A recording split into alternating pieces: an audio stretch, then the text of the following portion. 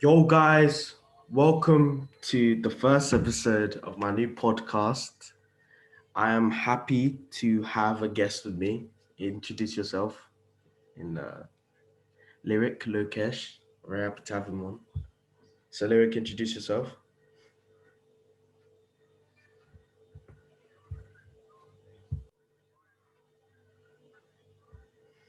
Yeah, here's Lyric. He's an Arsenal fan just like me. So, we're just going to see how this first episode goes and hope you guys enjoy it. So, Lyric, what's your opinion of Arsenal?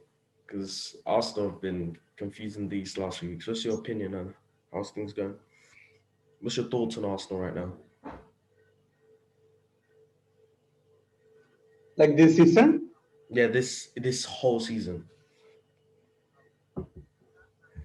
Yeah, I don't know where to start from. It's like it became a lot of unpredictable things. Like I had never imagined we would be such in this situation. To be honest, like at least like I thought maybe little more better than last year, but I never thought we would be two steps back than last year. I know, bro. I know, bro. It's been painful. It's been a handful of players that you could properly say have played really well. Like, there's not many. Like, from what I know, Willian was a disaster signing. Disaster signing. Absolutely. I can tell you Yeah, right now, Willian was possibly the worst mistake anyone Arteta have done. Even they, behind the scenes, they wouldn't tell it to the player's face or the exactly. agent, but they admit they made a very big mistake because of the trouble he's causing in the camp.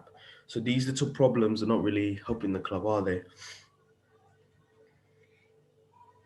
Yeah, and it shows like the lack of inexperience from the board and the manager, like which I don't blame them because like it's just they're like learning this process. So like I don't wholly blame on them only because then there is like and even more higher up than these guys, and they have appointed this inexperienced one, and which causes this inexperienced one to bring this kind of players like which the fans don't want it, which we think he's not the right profile for our system and right profile to move us forward. I know, but so what would you say Arsenal need to change? Because, and I'll tell you what they're planning. Because I prefer to stick on the positives rather than talking about how dreadful Arsenal. What would you say Arsenal Yeah, need to like change? yeah, Well, go on. What you can. yeah, like now it's January transfer window. Like have to 50. Sorry, mate.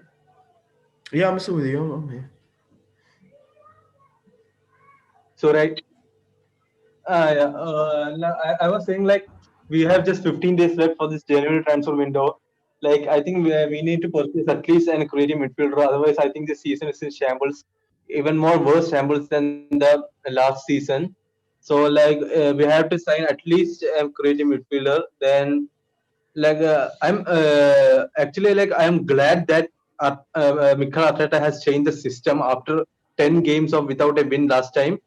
So like he changed the system after the Chelsea game, and I think he should keep improving this system even more better quality with better quality players.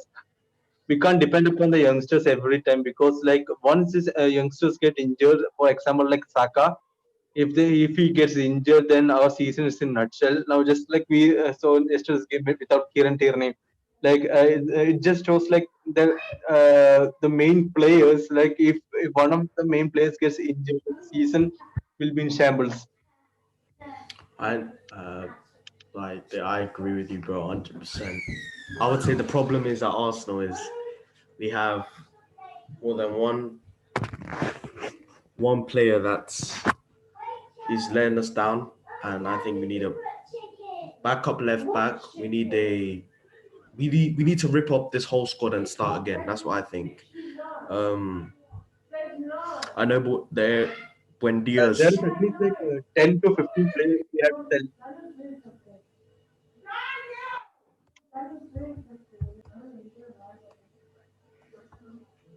Yeah, I know. There's a lot we need to change and fix at the club. Yeah, absolutely. Like we have to sell at least like 15 players at least, because at least 10 to 15 players are there who are not good enough for this club and who are just washed up players. Like if we get rid of all these players, like the sooner we do, the better we get. Like, and this main part of this problem is this players' wages, because like we are giving ridiculous wages to some of the players who don't even deserve that much, and which cause like other clubs can't buy these players because of our ridiculous high wages, and which causes transfer delay. So, which players did you bring in the January transfer window? And I'll tell you the ones that will be coming. Because no, Yeah, this, if it is like imagination, like we need to bring at least 3 to 4 players. If it's like a reality, I'm sure in reality, I think they will just bring one player. In my opinion, I don't think like they will bring more than one player. I would be surprised if they bring more than one player. I can tell you for a fact, speaking to the people I have, there's going to be definitely more than one player coming in. In what position? I know they're verbally Buendia from Norwich deal that is agreed.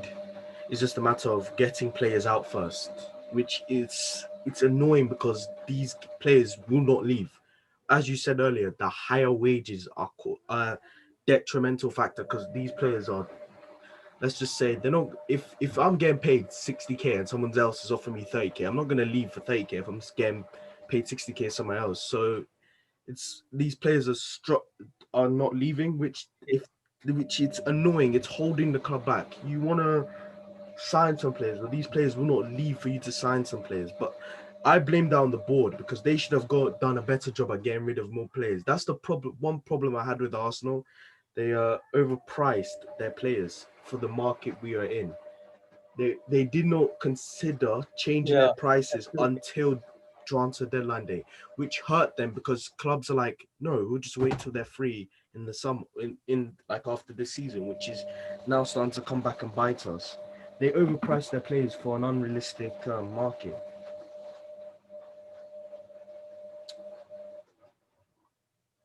So the players we are, Yeah, it's true. It's true. It's completely agree with that, because now we saw like this Socrates deal itself. Yeah, continue. exactly, it's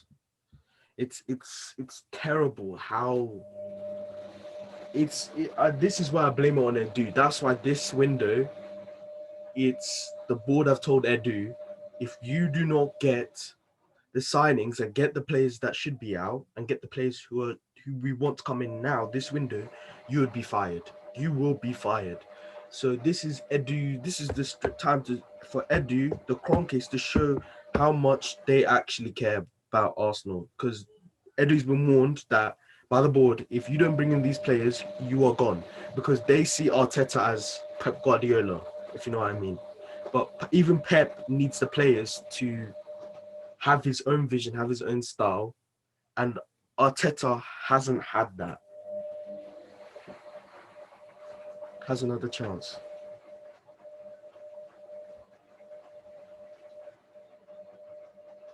Yeah, it's true. It's true. Because like now I'm listening. Like now I'm understanding. Like when if he doesn't get the transfers, or like if he doesn't sell some players, like he would get fired. I didn't know that. So thanks for the information.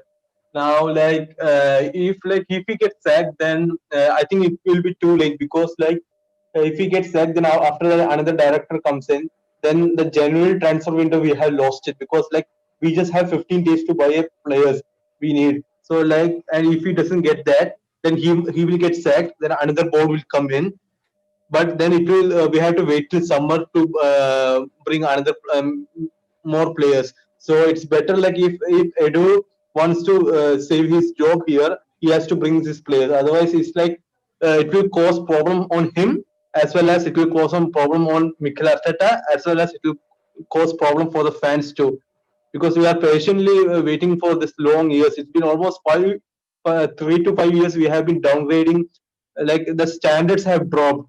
We can't lie about that. We have dropped lots of standards. Like we were guaranteed top for UCL from like barely reaching a Europa League spot. It became that, and it's not because we are like getting low. It's because other teams from the other clubs, they are improving a lot, like Leicester City, like Everton. So like they keep on improving, but we are not keeping on improving. We are not having that better quality.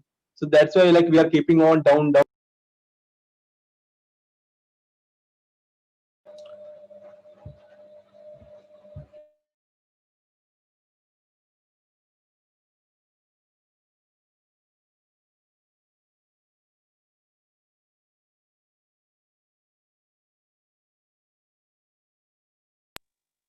Hello. Yeah, I hear you. I totally agree with you. I can unmute my mic for a second. I totally agree with you. That's why I think players like Buendia, who I can tell you for a fact we will be bringing in. Players like Buendia. I'm not sure about goalkeeper. We're looking at many options for goalkeeper because, as you saw against Newcastle, no Newcastle, against Man City in that Carabao Cup, Ronaldson is nowhere near required the levels to play top backup goalkeeper. We have, I can tell you that for a fact, um, the Premier League have this. The Premier League and most teams know what to do when they're playing Arsenal at home. That's why I think that's where Arsenal are having problems. That's where I think the base of the problems are because they're in the inept lack of planning in the transfer window, not having a plan A or making plan A better by going over the odds or selling the right players for the right amount of price and not overpricing them for the unrealistic market. I think is what hampered Arsenal and caused Arsenal to be in this problem and mess that they're in. And teams now know how to play us. Like, for example, the game against Crystal Palace. What Crystal Palace did was sit back and bank to fall and played a low block and winged it. Hit us, hit us on the counter. Hit us on the counter. So, what would you do if you were the director of Arsenal to change that? Yeah, like first, like I will first of all, like I will get rid of the players as much as we can. Like I know, like it's hard, like due to this ridiculous high wages. Like what we'll do is like the players whose contract are expiring, like I would sell them on loan, like how we did for Kolasinac, and we will pay this half the wages. Then after that, after 6 months, then they're gone. So like for that 6 months, like we can shift him out and bring in another player. And when we bring in another player, what I will do, like I won't give him a ridiculous high wages. I will give him the decent wages which I think he will deserve. For example, like for Buendia, like I don't think we should give him more than 90K in my opinion. More than only 90K plus add-ons if he is doing very well. So we can't keep on giving ridiculous wages for every players. And another main fact is the thing is like and the transfers which we are bringing in, like we have to be still solid enough, like for bringing the players with the right amount. For example, like the Pepe's deal, like for 72 million. Let's be honest, he's not the worth 72 million in my opinion. So like we should have got him at that time for just 50 million, 52, 55 million in my opinion, not more than that. So this is one of the main problems why this club is in this situation, because we are overpricing the players for an average players. Then we are giving these average players ridiculous wages.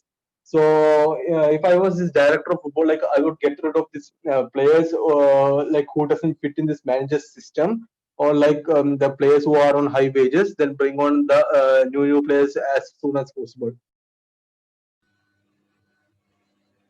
Like, I would like to thank you. That was actually a brilliant answer, and that's what I think Arsenal should be adopting this window, and I hope they're doing. I'd like to thank Lyric Lokesh. We're gonna end the video here. I'd like to thank Lyric Lokesh for coming on. Thank you for being a good friend to have on this podcast. I'll be more than happy to have you on again. I think your points were absolutely brilliant, and you talked about all the key issues that we have at Arsenal. It's been pleasure, mate. Thank you so much. Okay, thank you.